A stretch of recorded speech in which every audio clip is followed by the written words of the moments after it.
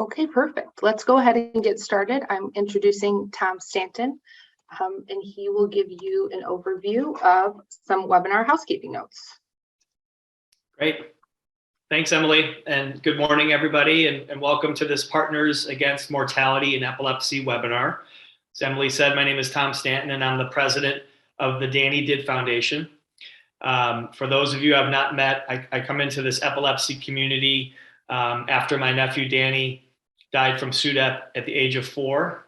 And our foundation has been a founding partner to PAME because we understand the urgency that is involved with preventing epilepsy related deaths. So we're really excited to host this webinar in advance of SUDEP Action Day, which many of you know is next week on October 19th. So today's topic is exceptionally important as it has to do with SUDEP education and counseling.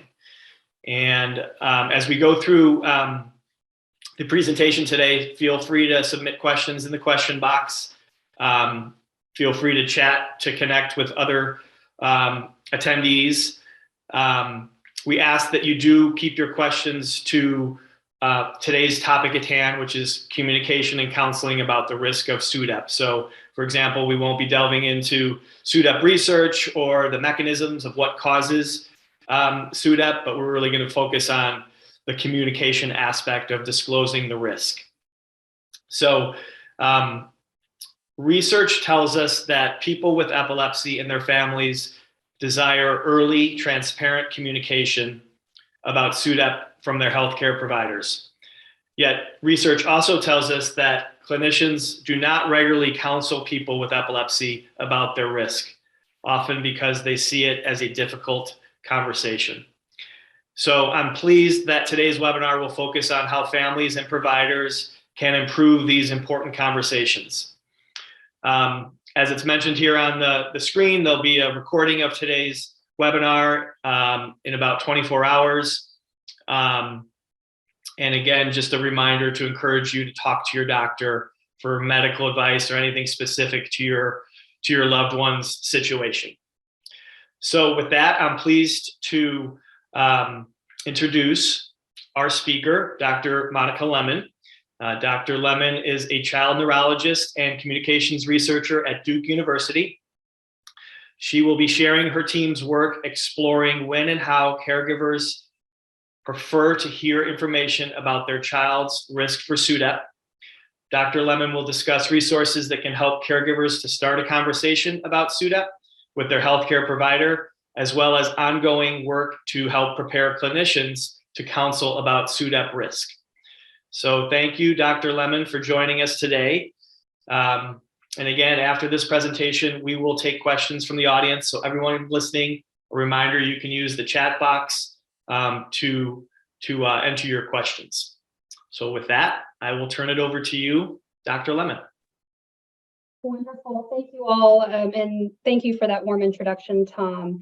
As I'm sorting out how to share my screen appropriately, I do just want to highlight that the main emotion I feel about being asked to join for this talk is one of gratitude. It is the work being done by the foundations that support this work, and PAME are near and dear to my heart as well. And it has really, truly been inspiring to partner with the Band Foundation, Danny Did, and other organizations in this work. Can folks see my slides okay? Wonderful. So I'll start with some basic disclosures. I will not be delving into any true conflicts today, but I do want to disclose that this work has been funded by the Band Foundation. You can see additional funding that supports my own research program there.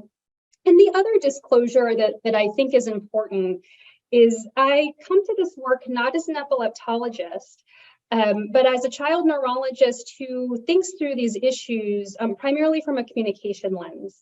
And that is not a lens that comes from a place of deep confidence of how to have conversations in a way that might be most effective for patients and families. And so the motivation for this work comes quite authentically from a desire to really understand the caregiver preference on this issue. You can see my objectives here, and I hope to walk through the caregiver experience of learning about SUDEP. I suspect that folks on this call can teach us something about that as well. I'll outline what we understand about caregiver preferences for SUDEP risk disclosure.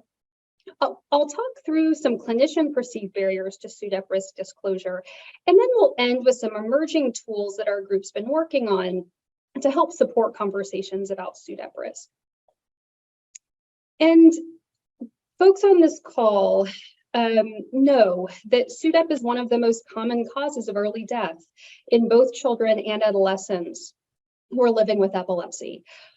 We know there are certain risk factors that can increase one's risk of SUDEP, including things like generalized tonic-clonic seizures and seizures that occur at night.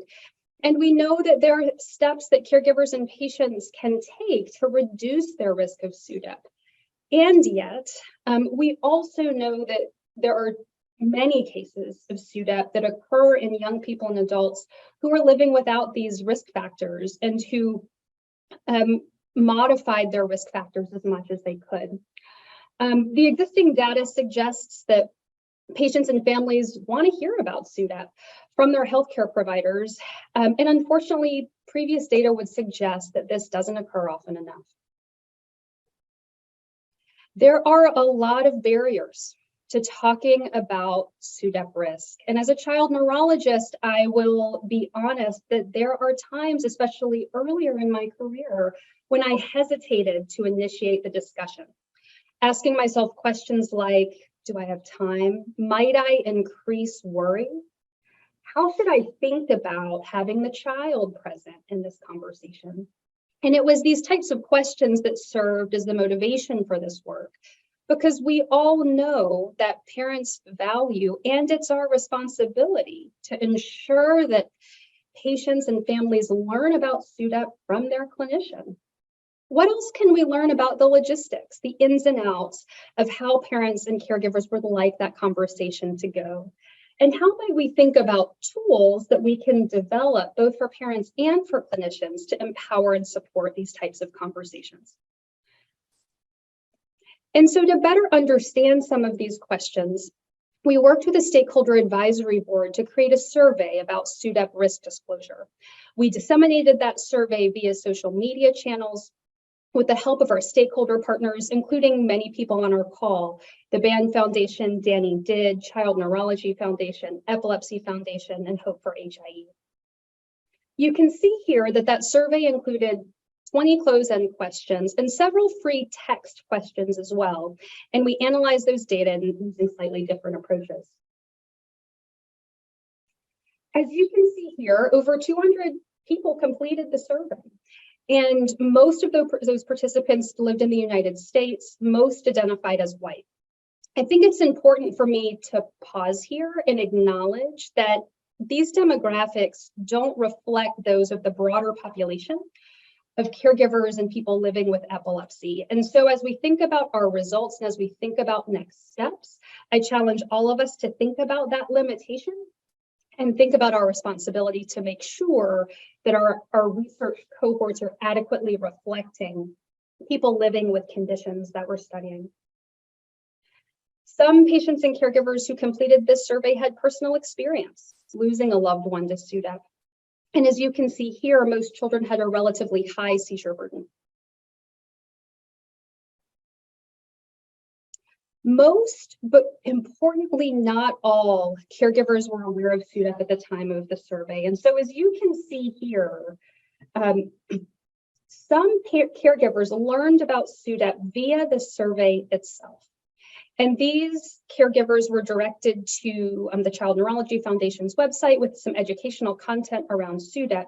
But I think it highlights the magnitude of this issue as we think about where people might encounter information.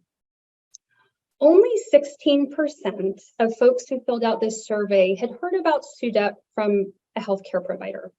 Nearly half learned about SUDEP via an online or nonprofit source, typically both, or a venue like this. Affirming other data, the overwhelming majority of caregivers, 99%, wanted to hear about SUDEP risk from their healthcare provider, most often citing their neurologist or epileptologist. Importantly, nearly half also hoped to hear about SUDEP from their primary care provider. And that finding was important because that's a group that might benefit from added training about SUDEP risk factors and communication. Many caregivers wanted to hear about SUDEP at their first epilepsy visit, as well as with changes in risk. Some of the most valuable information from this survey came in the form of open-ended responses, in which caregivers shared the value of learning about SUDEP from a healthcare provider. Finding out about SUDEP on your own is frightening. It decreases trust in the medical community. If you're unwilling to discuss something life-threatening, why should we trust any recommendations they have? Speaking to linking the failure to disclose SUDEP to trust and to therapeutic alliance. It's better to know all of the information. And that's the only way we can know we did the best for our kids to prevent SUDEP. This way we know that we did everything we could for our child, even if there's a negative outcome. The worst is feeling like you could have done a better for your child if only you had known what to do. Here, a bereaved parent describes how understanding as much as possible about SUDEP can potentially mitigate the guilt associated with loss. And it's these types of sentiments that we want to make sure to amplify for clinicians as they're thinking about how to overcome any barriers that exist to SUDEP risk disclosure. The next phase of this study involved focus groups, in which we invited some of these caregiver participants to join in smaller conversations. And the goal of these conversations was to build on what we learned from simple survey responses to learn more about what should be included in conversations, how to think about some of the questions around who should be present for the conversation and who might have them. In addition to completing caregiver focus groups, we also completed a focus group with trainees in one-on-one interviews with clinicians, asking similar questions to understand if perspectives aligned or differed between those groups. And while our analysis of these interactions is ongoing, we'll share some key findings that we're using to guide next steps. To share this phase of the work, Dr. Kaylee Manny is joining me from Duke. She is an exceptional child neurology trainee, an aspiring epileptologist who has really been a driver in this analysis. And I'm excited for her to share a little bit with you about what about her work today. Thank you, Monica, for that introduction. So we'll start with one of the first questions that we asked in the survey or in the discussion in the focus groups, which is who should actually be the one to discuss SUDEP. And there was clear consensus among caregivers, trainees, as well as clinicians that the treating neurologist and or epileptologist should be the ones who actually lead that SUDEP conversation about risk. Some caregivers did note, though, that there may be other appropriate avenues and people to hear about SUDEP risk from, and those included pediatricians, social workers, as well as APPs and caseworkers to kind of help bolster some of that discussion. The one thing that clinicians did note, though, was that they felt that primary care providers, as well as neurologists, may need additional training to lead those SUDEP conversations. The next big question was kind of when should SUDEP be discussed? And I think there was clear consensus from our preliminary kind of review of the data that caregivers, clinicians, and trainees all felt that this disclosure should happen early on. There was some discrepancy, though, exactly when it should occur early on between caregivers and clinicians. Caregivers felt that the conversation should be brought up at the time of diagnosis, so right when they get that diagnosis, whereas the clinicians raised some concern for information overload at that first visit and concern that they would overwhelm families when there's already so much to discuss. And so they had kind of prioritized that SUDEP disclosure to occur around the second or third visit. And although that timing is pretty close, it doesn't completely align. And so I think it was a good learning lesson from our perspective and for clinicians going forward, that there may be some discrepancy between what clinicians feel like families would want and what families actually do want. The other thing that was interesting was in caregiver focus groups, caregivers shared that SUDEP should be brought up often to allow for questions and further discussion at multiple touch points along the way. Whereas clinicians were concerned that bringing up SUDEP would cause some excessive anxiety, worry, and they would really only discuss it at times of changes with risk. And so this was not a focus of our study, but it's an important one that I think opens up an area for future study to see what exactly that frequency should be in alignment with both clinicians and families. Where should SUDEP be discussed? So there was consensus among all participants that it could be discussed either in the outpatient or the inpatient setting. But I think across the board, by and large, all participants felt like outpatient would be favored and typically given by their home neurologist in the outpatient setting. Some clinicians did note during open-ended questions that they had some mixed perspectives on the role of telehealth. So if telephone or televideo visits would be an appropriate avenue to talk about SUDEP risk and SUDEP disclosure. This was not touched on by families, but it was something that we found interesting as kind of a mixed perspective within the clinician focus group. And then there was clear consensus among all participants, so caregivers of patients with epilepsy,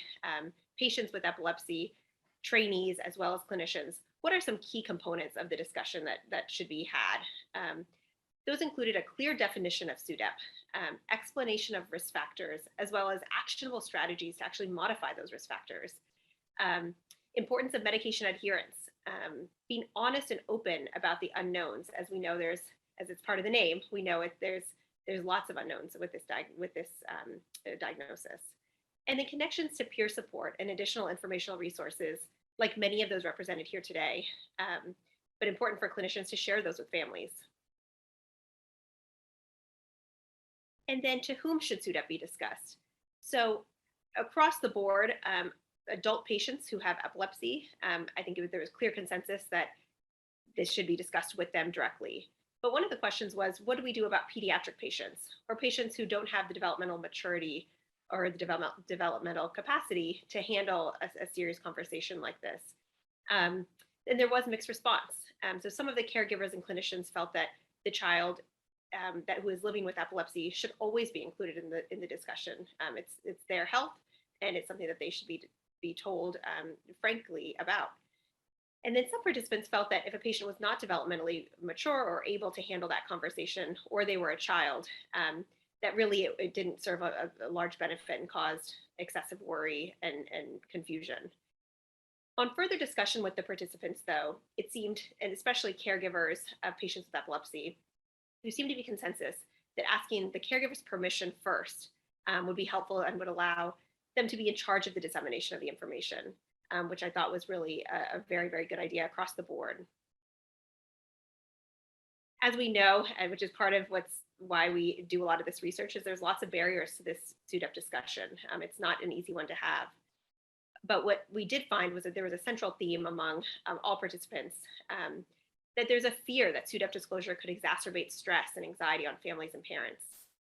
The clinician and trainee focus groups, they commented on the lack of time as a major barrier. The majority of clinicians noted it wasn't just the time to have the conversation, but also to get a response and allow the caregiver and patient to actually digest the information and then to have a response to them. So in addition to those, lack of training was a central theme. Modifiable risk factors and discomfort in navigating emotion were also cited as barriers. I think one of the important things that we did note, though, is that all of these barriers are modifiable with interventions and attention to issues that we brought up here today. And this was one quote that I thought was really poignant from one of the clinicians when we asked, what is a barrier of SUDEP conversation? And that clinician said, we have some things, but they're not perfect tools. And sometimes they don't even feel like good enough tools. So time, the answers that we wish we had, which are not there, comfort with one's own emotional state or with emotions of the patients and families. And it also introduces, in that emotional sense, it introduces unpredictability, which I think really summarizes how I know I feel when I have this conversation, but I think summarizes a lot of the clinicians' perspectives in this really, really tough conversation. Thank you so much. You know, when I read this quote, the other thing I think about is a call to action. We have some things, but they're not perfect tools, and sometimes they don't feel like good enough tools. And so those of us who do this work and who think about how we might improve SUDEP risk disclosure now really have a responsibility to help develop some of those tools. And so we've laid out some of the data that talks through and underlies the needs and types of tools that might be needed to support conversations about SUDEP risk. And I'm going to transition to talking about two of those that our group is developing to help support these conversations. The first is something called a question prompt list. Now, question prompt lists, or QPLs, are communication tools that do exactly what it sounds like they do. It's a list of question prompts that parents can use that can empower question asking. And question prompt lists have been used in a bunch of other settings, including cancer and end-of-life care. And in those settings, they've been demonstrated to be useful to participants, to patients, and to families, and to promote more questions being asked in a given encounter. Our team created and piloted a QPL in a different context in the neonatal intensive care unit. And we used that experience to try to think about how we might do the same for SUDEP. And so this was a pretty straightforward process. We used information from the survey that I presented to you earlier, in which we asked caregivers, what questions would you recommend that patients and families ask their healthcare providers they're thinking about SUDEP? And we collapsed those responses, collated them, removed redundancies, and created a basic tool that hopefully gives voice in words to families who might be unsure what question to ask, or who might need an added level of permission to ask a question that feels really hard. What is SUDEP? Why does SUDEP happen? Are you worried my child could die of SUDEP? And we ask families who were completing this tool to select any questions they have to write in their own and circle the questions that are highest priority, so that when time is a barrier, clinicians have a sense of those topics that are highest yield for a given family. You can see some additional questions here. And as I've read some of these aloud and as I've thought about them, the truth is that many of them are not easy to answer. Some clinicians might lack the training or the tools or the words to answer these clearly. And so to help clinicians, we're creating a sort of complementary clinician guide that can provide some script answers to how they might answer that. And something we found in our previous work is that sometimes even when the answer is, I don't know, or I don't know today, but let's talk about that next visit, or we'll call you with an answer. Sometimes simply being able to verbalize and ask the question can be incredibly empowering. And so this tool is meant to reduce the barrier to asking and talking about the hard questions and to prepare clinicians to answer those questions honestly.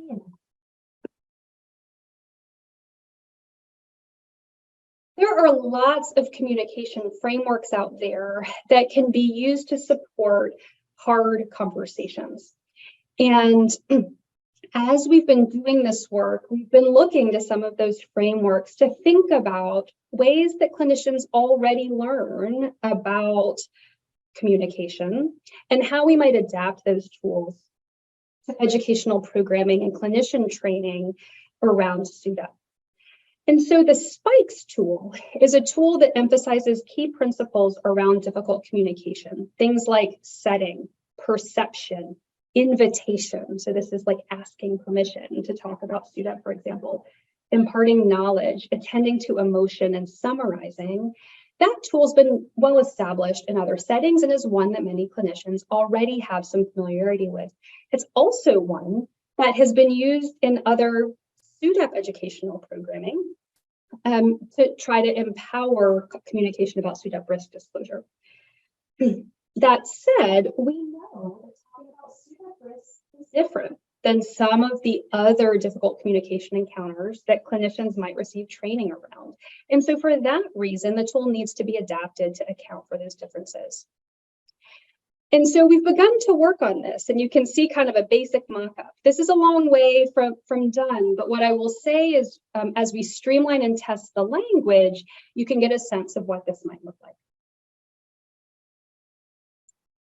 So in summary, we know that caregivers appreciate early conversations about SUDEP, and they value the opportunity to revisit those conversations over time. As we think about disclosing SUDEP risk, it's critical to emphasize the individual child and how caregivers can mitigate that risk. There are a number of interventions to improve SUDEP risk disclosure, and we've highlighted a couple of emerging ones that really are meant to focus on empowering meaningful conversation. We have been incredibly fortunate to partner with outstanding organizations. We are grateful for the funder of this work, the Band Foundation, and also to all of the organizations here for their ongoing collaboration and partnership. And they've helped us disseminate the early materials, and I hope will help us disseminate the tools as they're complete. And we work with a great team, including members of our stakeholder advisory council who you can see this. And with that, I look forward to the Q&A. Thank you, Dr. Lemmon, for that presentation, and to Kayla as well. So we have had some questions that have come in, and we can work through those, and feel free again to put any into the chat or the Q&A box, and keep in mind that the scope here is to make comments that kind of exclude individual scenarios. So this one is a little bit different than the provider lens, but I think it's an interesting question, and we might have some feedback for it. The question is, do you have recommendations on how to have a conversation with other family members and to avoid them reacting with, oh, stop that? So not quite the provider scenario, but I think something that probably a lot of caretakers might encounter.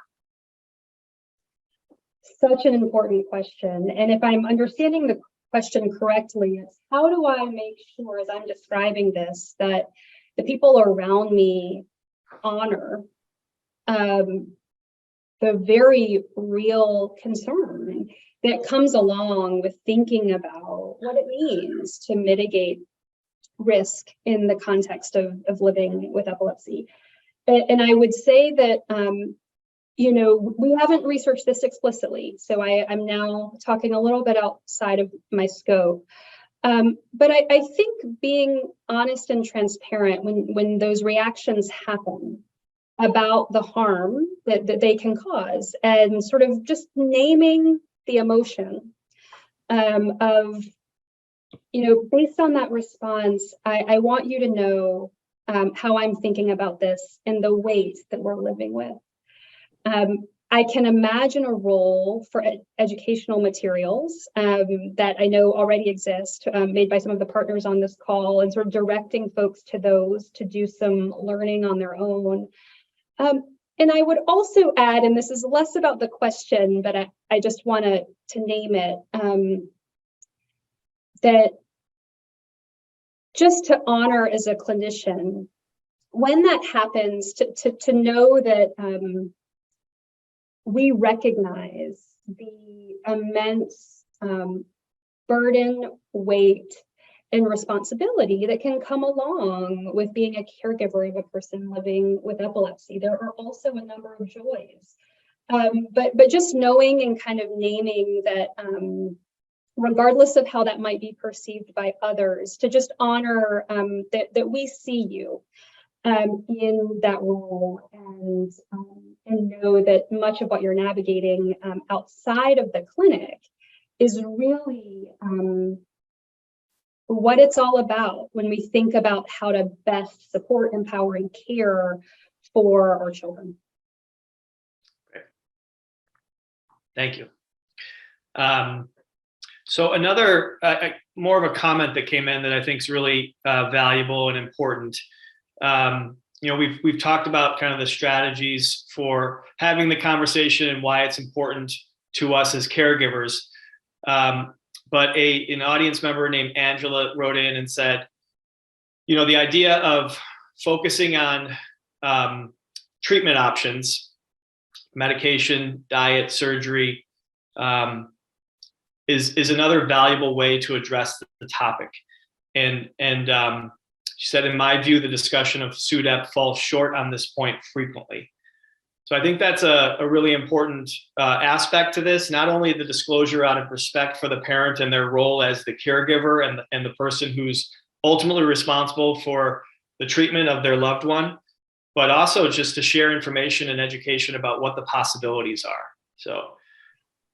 Absolutely. And I will say that while we focused on communication today, I could not agree more. And some data we didn't present because we had a limited amount of time, but I do want to highlight is that, we also heard a lot of people say, this discussion should fall broadly within the conversation about risk and treatment and how we mitigate that risk.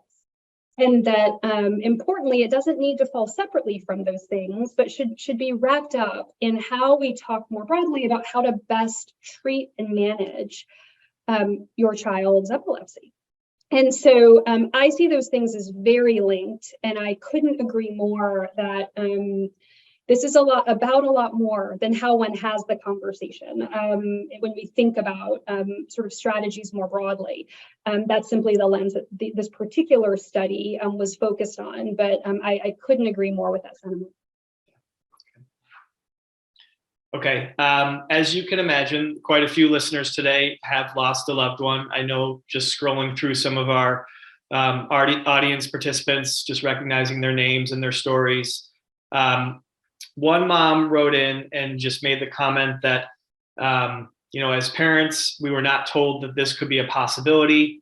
Cancer risks are communicated from the time of diagnosis. Why isn't that the case for epilepsy? They lost their son Connor last year to SUDEP, and just expressing, regret about not having information prior to that, which I think is a shared sentiment. I know we've encountered quite a bit. So I think maybe just speaking to that other value of just the honesty, the openness of the dialogue, and the value that maybe engenders to the treatment itself. Yeah, thank you for sharing that and for sharing that in honor of Connor's memory. What I will say is that, it's stories like that in my mind really motivate and highlight why none of those barriers that we talked about are a good enough reason to not disclose risk about SUDEP.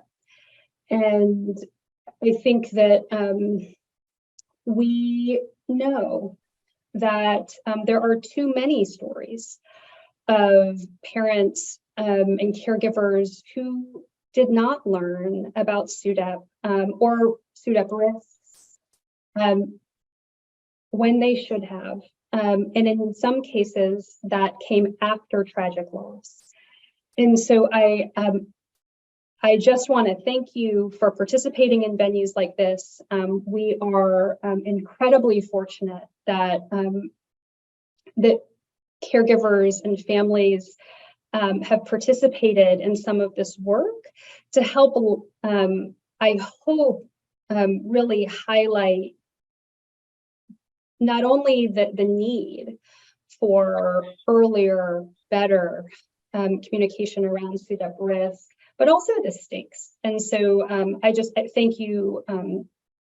Thank you for sharing that sentiment, and to those others in the chat who've shared a little bit about your personal stories. It is deeply meaningful, and I think it informs this work in a really powerful way. Absolutely. Okay, we've got several other really good questions and comments coming in. So there is a three-pronged comment / question here that I'll maybe take one by one just to make it digestible here. So this is from a longtime advocate and parent, as an adult son with epilepsy, and really, really well-versed in our community. She asks, is there a future plan to include these SUDEP tools being developed as part of a curriculum for continuing education for clinicians? So if you want to speak to that, I think that's part of the vision here, but I'll let you go ahead and maybe delve into it. Yeah, first I'll just say thank you for that question. Yes, that feels like a very natural extension of this work, and something that was very clear, not only in our trainee focus groups, but in our clinician interviews, and I can speak to personal experience, is this is a topic when we think about training that will need to target not only new trainees, but also practicing clinicians, because we know this is a gap in the training as we understand and know it. Okay. And I know you spoke to this shortcoming in the survey results, but maybe looking forward, are there plans to gather more survey participants to represent a more diverse population? Yes, and it may be that other strategies, and we think that other recruitment strategies will be more effective in making sure that the right voices are all included in this type of work. And so, yes, that is something that we're looking to rectify. Okay. And the third comment, I think is really interesting and applicable, and I know we've thought about it. How much, if any, connections with other professionals in different fields that address the possibility of death in children or adults are being brought into the conversation as resources? So, for example, cystic fibrosis, cancer, child life specialists, etc. Yeah, so let me take a first stab at that, and let's make sure I answer the question adequately. When I think about communication tools that exist and frameworks that exist, most of the literature base is outside of neurology. It's in fields like cancer and palliative care. And so absolutely, a lot of that work has been used to inform what we're doing now. And in fact, a lot of my collaborators work outside of neurology. And so we've tried to bring that lens in. And in fact, the Spikes tool was developed and tested in a different context. And so this is indeed informed by some of that other work.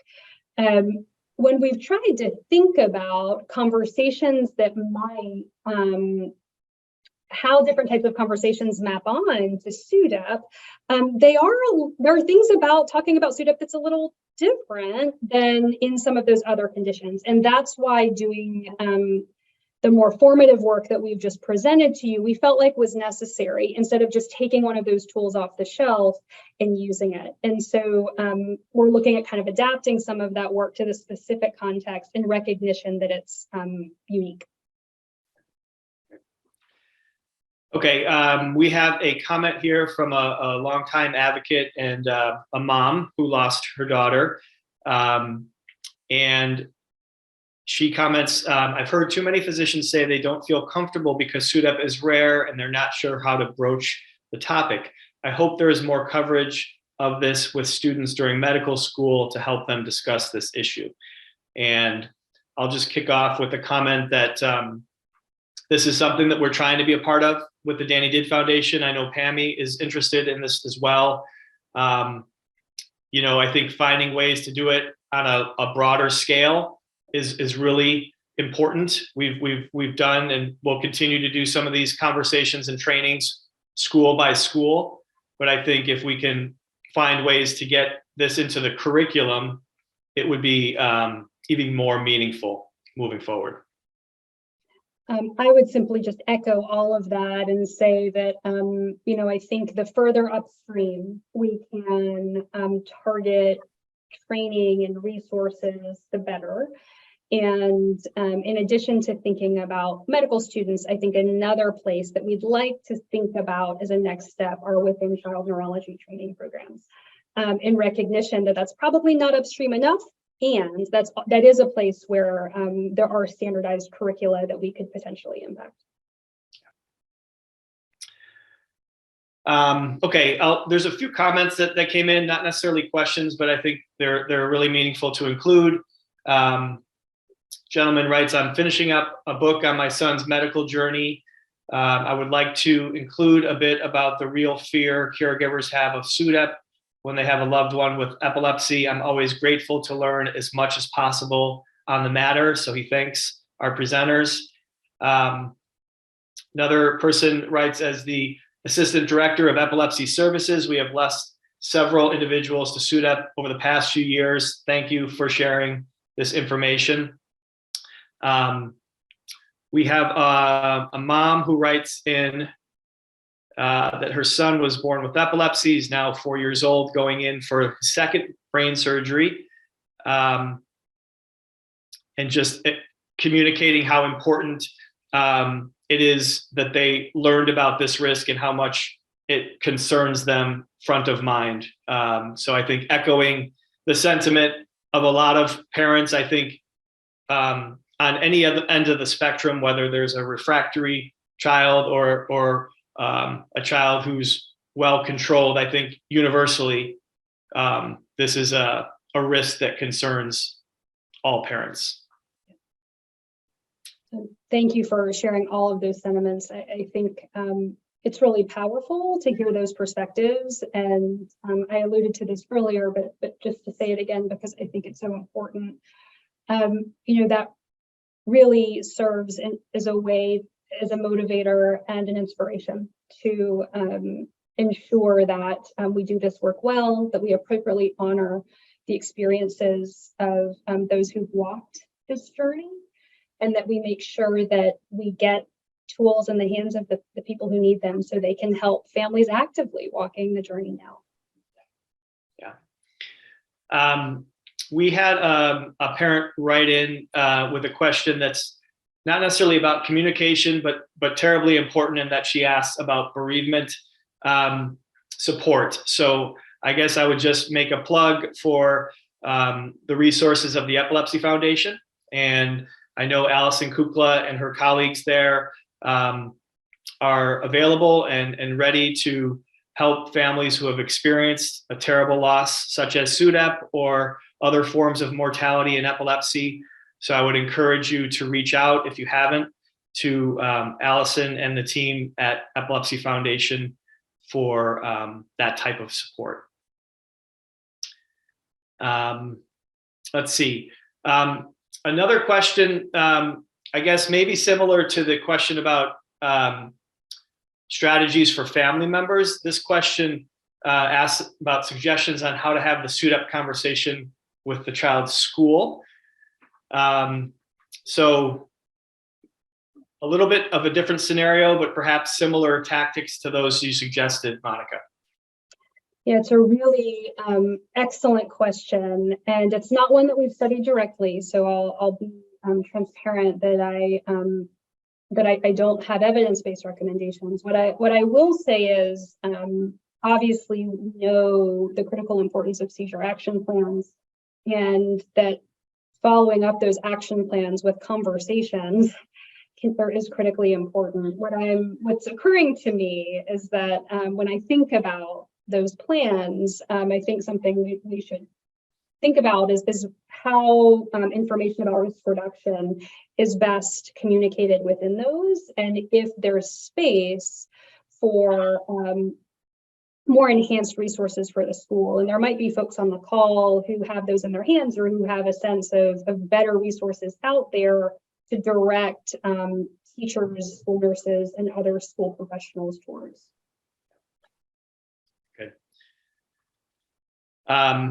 Okay, another a comment here that I think obviously is very important, and I know Dr. Lemmon, you're focused on the pediatric side of things. This comment says the discussion we focused today is on children and the risk of SUDEP. We can't forget that adults with epilepsy are also at risk for SUDEP, and adult neurologists and healthcare providers also need to be educated and made aware of the tools to have the conversation. So terribly important. Today we're focused on caregivers, but I think a lot of what we're talking about hopefully can be emulated and translated into the adult side of the equation. Absolutely. And I would echo that, there are certainly people in the adult space thinking about this as well, and we're kind of ready partners to make sure that these tools are disseminated both to adult neurology clinicians and also to adults living with epilepsy. Yeah, great. Okay, I think maybe we'll do one or two more questions and comments. Another parent wrote in and just made the comment that all diagnosed with epilepsy should be told about the possibility of SUDEP, which I think was represented within that survey. Risk factors are hard, if not impossible, to determine adequately. Thank you for these discussions and listening to caregivers. I'll just kick off with a comment, that my nephew, Danny, was pretty well controlled by medication and fell into that category of maybe considered lower risk. So I know the guideline from the American Epilepsy Society and the American Academy of Neurology in 2017, which stated that, all those that cope with epilepsy should be informed, is really important for us to continue to echo as a community and advocates, just to remind that it's not for any one population within our epilepsy community, but really a conversation that should happen with all. Thank you for that comment. And clearly that sentiment is reflected and affirmed by the people who participated in this work. And so I think further emphasizing that those guidelines really are well supported by caregiver preferences, and I hope can serve as a reminder and another data point for clinicians to help empower and support SUDEP risk disclosure in all contexts and not dependent on risk level. Absolutely. Okay, well, this has been, I think, incredibly productive and helpful. I know as a member of this community, I think disclosure is kind of the starting point, the trickle down for us as parents to be informed, and then where that can lead in terms of advocacy and research and progress in general, I think really starts from that moment of knowing what the risks are. So very grateful to you, Dr. Maney, to you, Dr. Lemmon, for instigating this project and really bringing the caregiver voice to the fore in an evidence-based way. I think that's really important in terms of your peers hearing this and digesting it, knowing that it's put together in the fashion that you have. So thank you for doing that important work. We at PAME really believe that the provider-patient communication will go a long way towards empowering people to reduce their SUDEP risks. So we can't thank you enough for the work that you're doing. It's been a privilege. Thank you so much for having me today. And before we sign off, I just want to make one plug to encourage anybody listening to attend the upcoming PAME meeting, which many of you know will be December 1st in Nashville, Tennessee. At that conference, there's going to be a full session on mortality prevention tools, as well as other content focused on basic and translational research, clinical care, and the public health burden of epilepsy mortality. New this year, we're also going to have a family day on November 30th. So it'll be a half-day session the afternoon of November 30th.